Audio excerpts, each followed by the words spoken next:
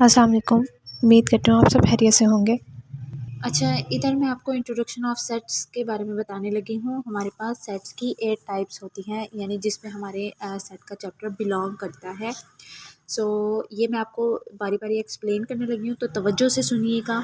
सबसे पहले आते हैं नेचुरल नंबर सेट, जो कि 1 से स्टार्ट होते हैं। नेचुरल नंबर वो होते हैं जो हम नेचुरली यूज़ करते हैं, 1 2 3 4 5 6, ठीक है। 1 से स्टार्ट होते हैं, ये ऑनवर्ड चलते रहते हैं। ये सारे सेट्स हमारे 100 ऑन में होंगे। क्यों? क्योंकि ये सेट में हमें सिर्फ बताया गया है कि इनमें सिर्फ हमें यही एक्सप्लेन किया है कि किस कहाँ से स्टार्ट होते हैं। एंड इनका नहीं होता। जैसे कि आप कह सकते हैं कि किसी भी न्यूमेरिकल वैल्यू का हम एंड नहीं बता सकते कि वो कितनी बड़ी है। क्या आप बता सकते हैं कि कहाँ पे जाके हमारे 1000 या मिलियंस कभी ख़त्म हो सकते हैं, या उससे आगे भी कोई डिजिट, यानी अगर हम मिलियंस भी चेक करें, क्या उसके बाद क्या बस हमारे जो होती हैं वैल्यूज़ होती हैं वो मिलियंस ही होती हैं, क्या उससे आगे नहीं होती? तो इसका जवाब मुझे कमेंट बॉक्स में ज़रूर बताएं, और नए आने वाले जो भी व्यूअर्स हैं मेरे चैनल को ज़रूर सब्सक्राइब करें। सो नेचुरल नंबर इसलिए जो हमारे सारे सेट्स हैं वो 100 ऑन में है, क्योंकि हमें नहीं पता ये इनकी लिमिट कितनी है। जिनकी लिमिट हमें मालूम नहीं है वो इन्फिनिट में चले जाते हैं। तो नेचुरल नंबर सेट वो होते हैं जो 1 2 3, ये सारे नेचुरल नंबर सेट हैं, ठीक है।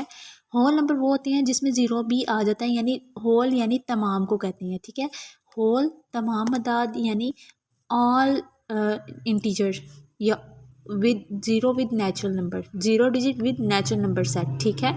सो होल नंबर होते हैं जो ज़ीरो से स्टार्ट होते हैं। आगे आ जाते हैं हमारे पास even number set. Even number set वो होंगे जो 2 के टेबल पे डिवाइड होते हैं, वो तो आपको पता है, 2 4 6 8 और अप टू सो ऑन, ये 10 12 14 16 ये सारे एज इट इज़ आगे चलते जा रहे हैं, ठीक है।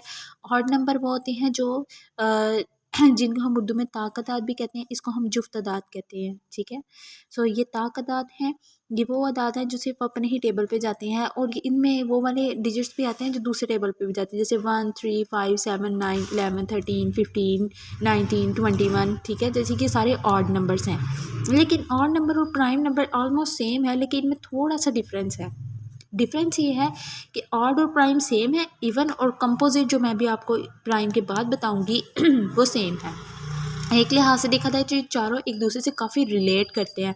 इवन वो होते हैं जो 2 पे डिवाइड होते हैं, ऑड वो होते हैं जो सिर्फ अपने टेबल पे जाते हैं, इसमें ये उसमें वो डिजिट भी आते हैं जो दूसरे टेबल्स पे भी, जैसे कि 9 3 3 ज़ा 9, ठीक है।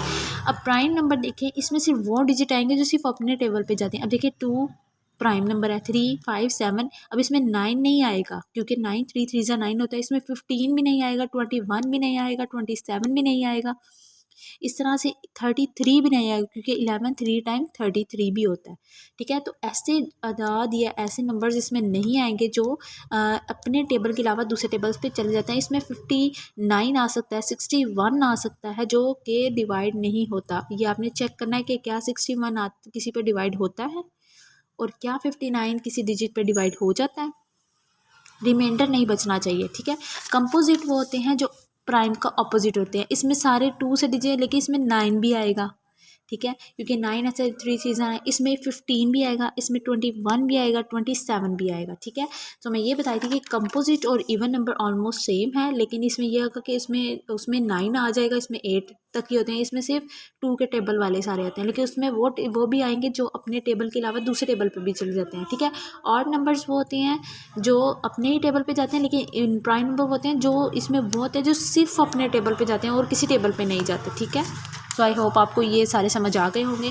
अब हमारे पास जो आते हैं इंटीजर नंबर, इंटीजर नंबर को हम जी से शो करते हैं। ये मैंने जो नाम लिखे हैं इनको इससे शो किया जाता है। आपको सेट्स में आगे आने वाले मेरे लेक्चर में आप लोग देखेंगे कि आपको जो सेट्स होंगे वो इस फॉर्म में होंगे कि x into x belong to C number, C या जी या पी या क्यू, कुछ भी ऐसा होगा जिससे आपको पता चल जाएगा कि कौन सा सेट है, ठीक है। लेकिन इसको आपको अच्छे से माइंड में याद भी रखना होगा।